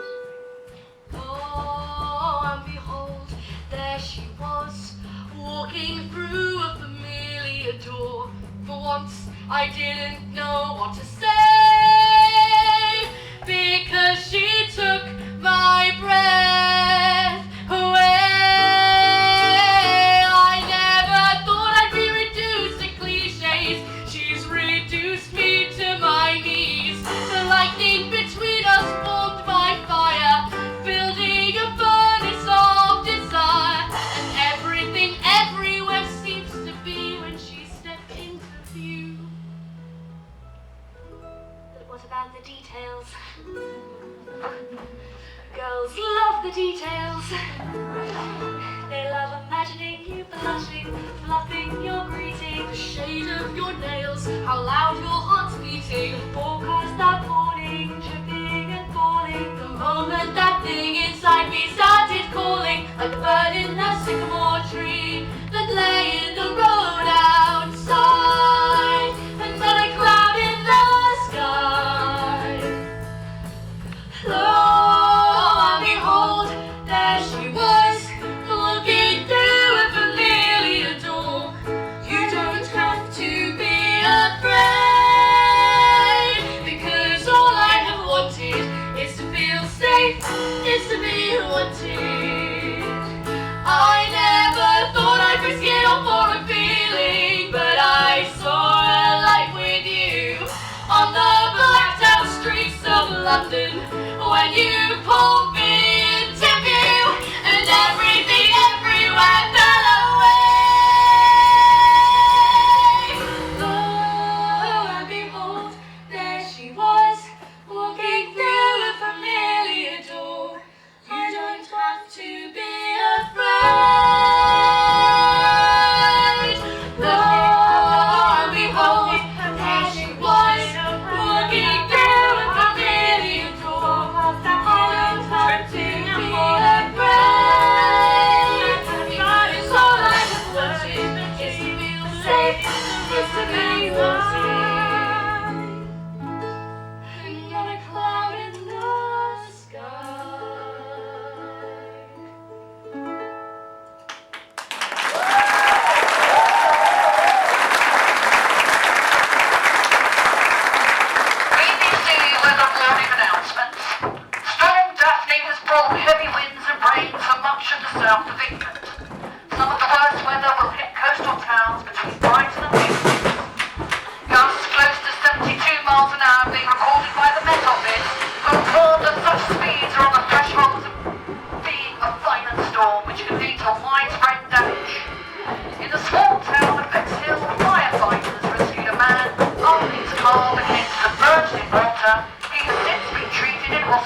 from hypothermia and shock. There have been numerous accounts of large trees being ripped from the ground, falling down by residential buildings.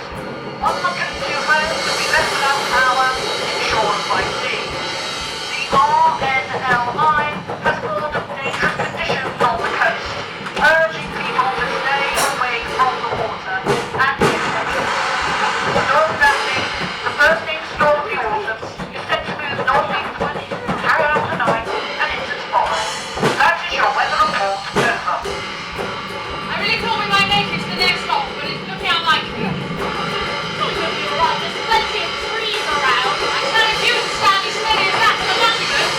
Oh, steer. Come on, let's get in. Let's go. Oh, God, quick!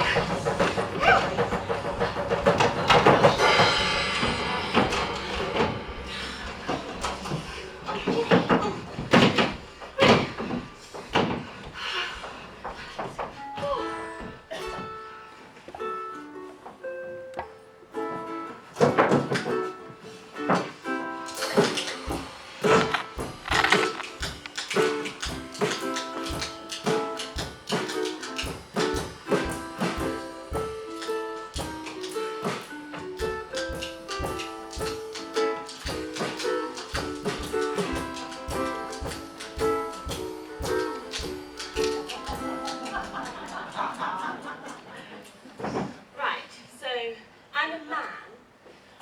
I'm human, but I'm neither dead nor alive. Oh, I know, Frankenstein's monster. No, because then you'd be fictional. The jury's still out on that. And if there's something a little stronger, Ruth, you look rather blue. Yes, please, I'm damp to my core. The way of the water, I'm afraid. I was rather afraid. I thought we were going to sink for a minute. And the lightning. Have you ever flown through a storm? Yes. Once. I must admit, I closed my eyes and wished for my mother. Oh, I hate to think all the other boys up there wishing for their mothers. Should we attempt to keep it light? Alfred, your turn to guess. Ah, okay. So I am real. I am female. I am famous. Do I sing? Yes. Do I dance? Yes. Am I blonde? Yes. Am I a child? Yes. Am I Shirley Temple? Yes. Do you even have Shirley Temple in Germany?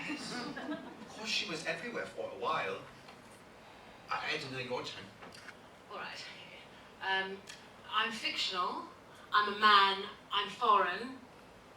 I'm a convict. I was very poor and then very rich. Am I a master of disguise, perchance? Yes. Am I Edmond Dante, the Count of Monte Cristo? Yes. Very good. What made you decide that for me? Well, I thought I could not pick one that is too easy, as you are clever. And the Count is a very impressive character. Almost as impressive as you are. I think perhaps you have more in common. You have more in common with regards to your circumstance. I mean, here you are, taken aboard by a boat full of people against their better judgment.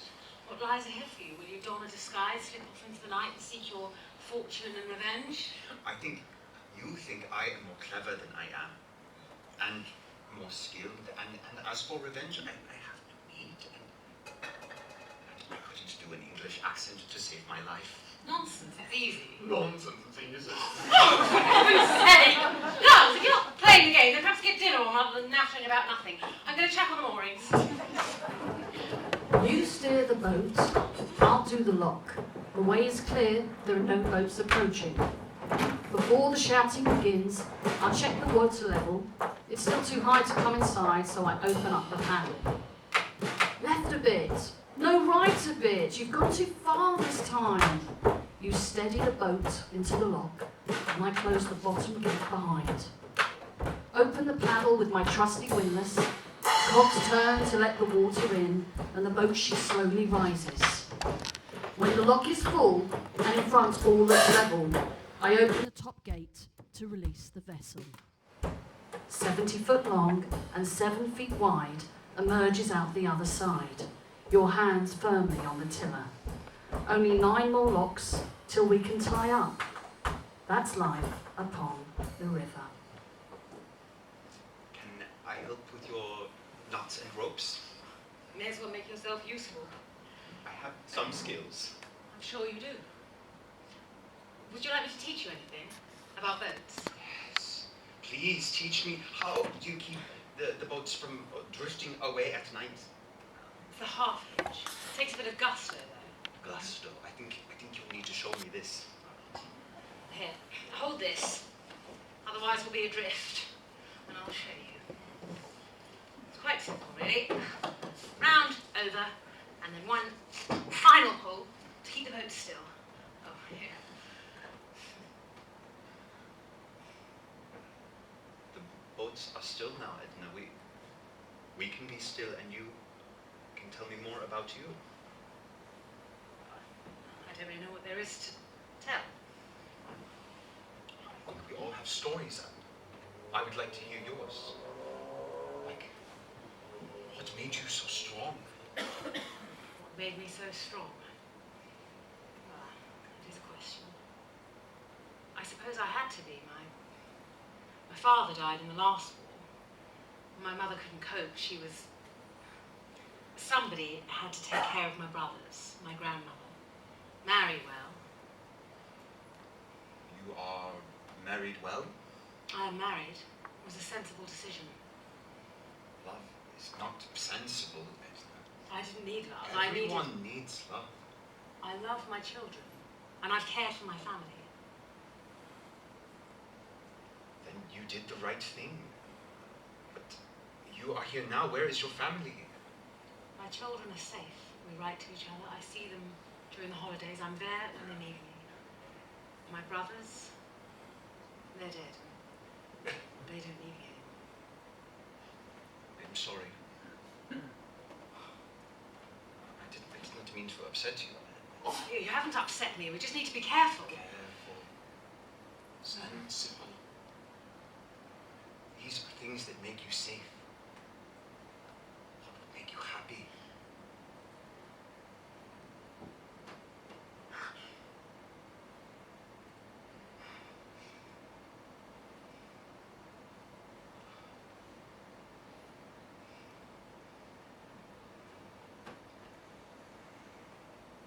What would you have done if we'd have not let you stay?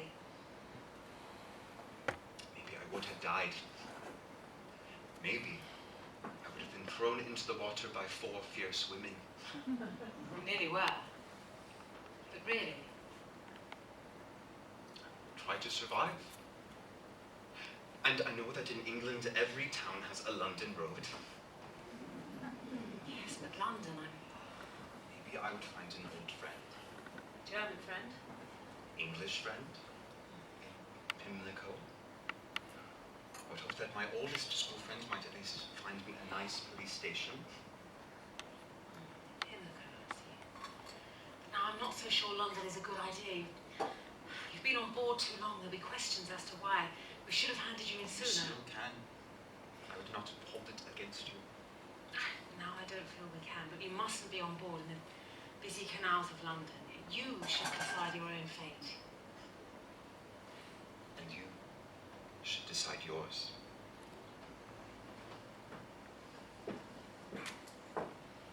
I wonder if... I will survive.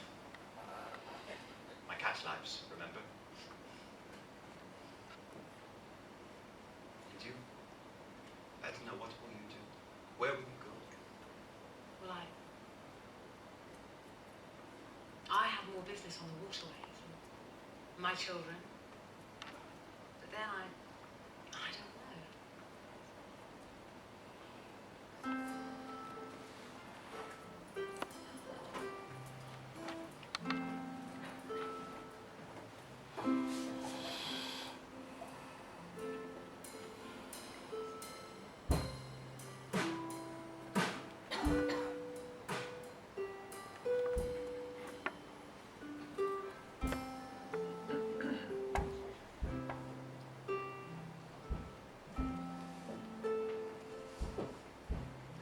This is it then. Watford is just a few miles down the cut. It's the farthest to London we dare take you.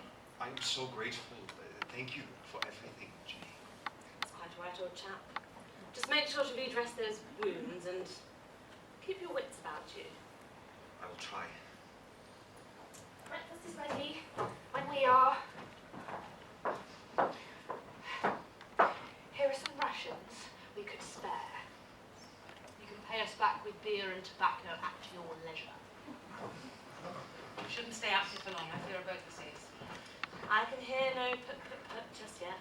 You say your goodbyes and I'll keep an ear out. Right. Goodbye, Alfred. It was interesting to meet you.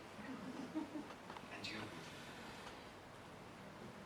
Someday we will go to a cabaret together. Perhaps. Right then, no dawdling. It's southeast from here, so really you could just follow the canal towpaths. Thank you, Ginny. Goodbye, Alfred. Bye. Edna.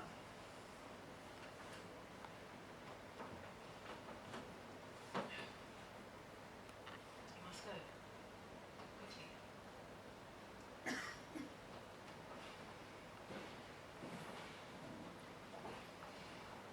Right then. Time for breakfast. Got a lot of locks to get through today.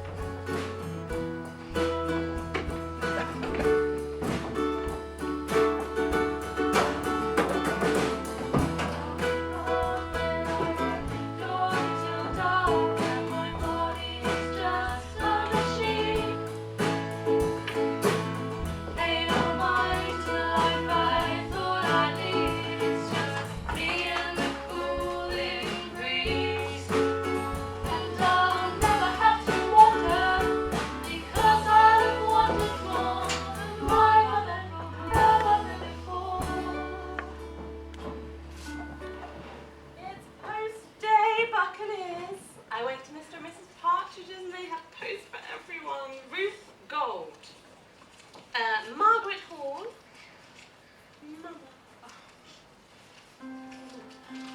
Oh, it's from my mom. I have not much news to share, but I did so wish to write. It's lonely here without you, but I'm putting up a fight. People aren't too keen for clothes, but this week on Wooler Street, Mary's been stretching her rations, so we've all had something sweet.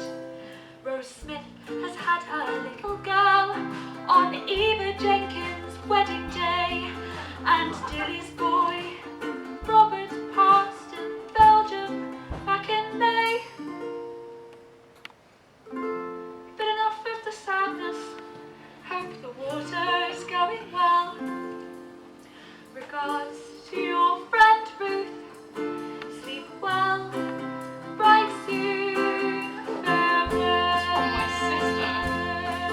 Dear Ruth, it's been so long. Do tell how goes the work. The cat and piano miss you so. Family sending me berserk. Father working at the practice. Mother training as a nurse. There's still no word from Halbert on Frady and the girls. Perhaps they're in a castle, I mean winding up the walls. They dine on the best schnitzel and full semolina bowls. Interpreting is lousy, Shabbat boring without you. Hope your cooking's a bit better. Send a recipe through.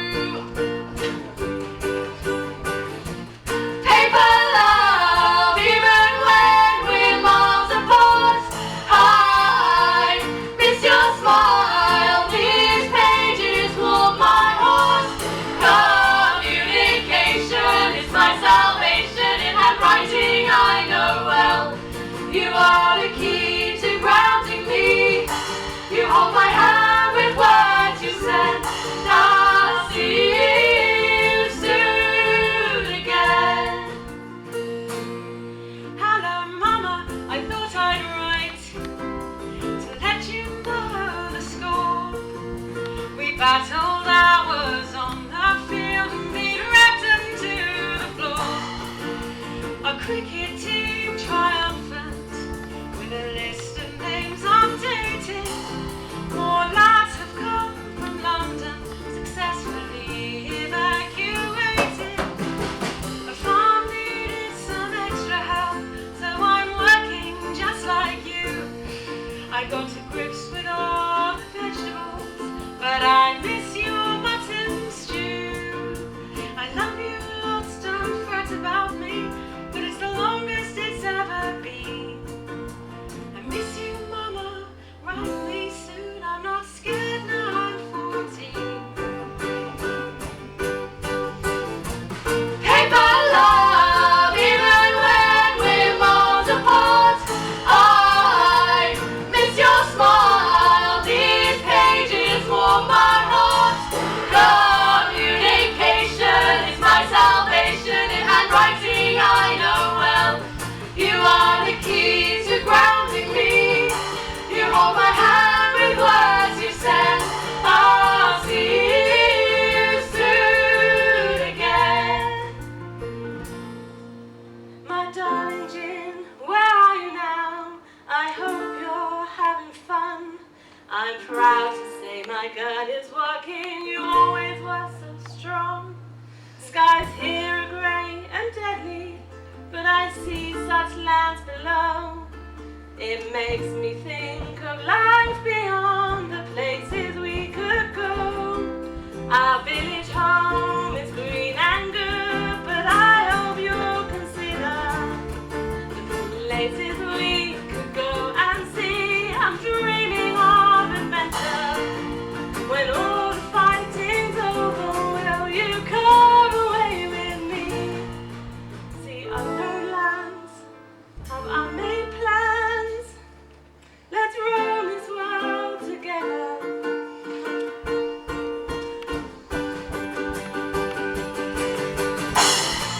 Paper love, even when we're miles apart. I miss your smile, these pages warm my heart. Communication is my salvation, in handwriting I know well.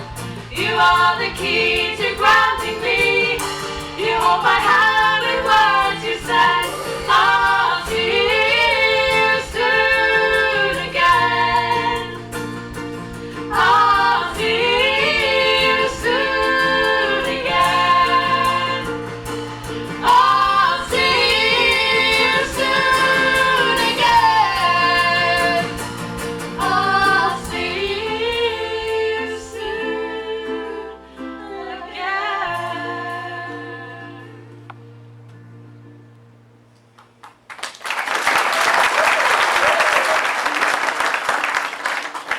We get on. I've got a boatyard waiting after all. Time doesn't wait for us.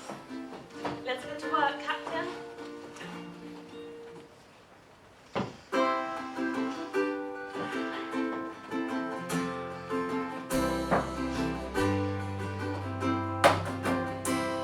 In the Hartlepool Mail, 1942, came the cry for women to toil in the waterways and cuts, engineering and such, and the land army out on the soil.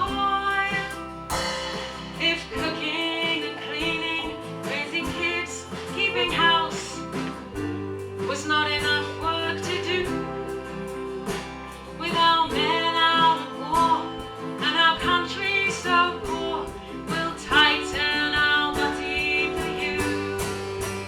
Idle women, they say, as they waved us away up the Grand Union and Regent's Canal. Idle women forever, forever on board. Idle women, they called us, who'd never hold cold. Those men who'd never hold cold. But Daphne and Molly, ahead of the game, had already mustered a crew. Teachers and actors, Clippies and cooks from New Zealand, Australia too. They withstood the weather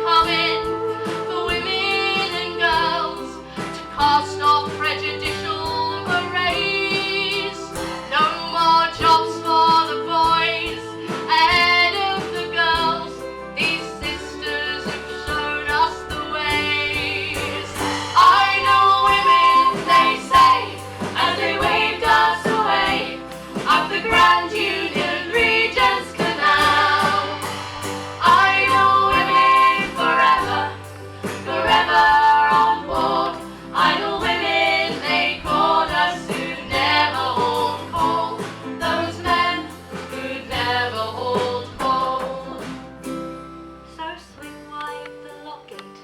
Farewell to old friends, we're off to the Midlands tonight. And we'll drink and we'll smoke and we'll live as a crew. And if you don't like that, well, we never asked you. It's the work that we do for a penny to raise. If you've hard times, you know how it is. And our stories should be in your history books. And we'll sing this again till it is.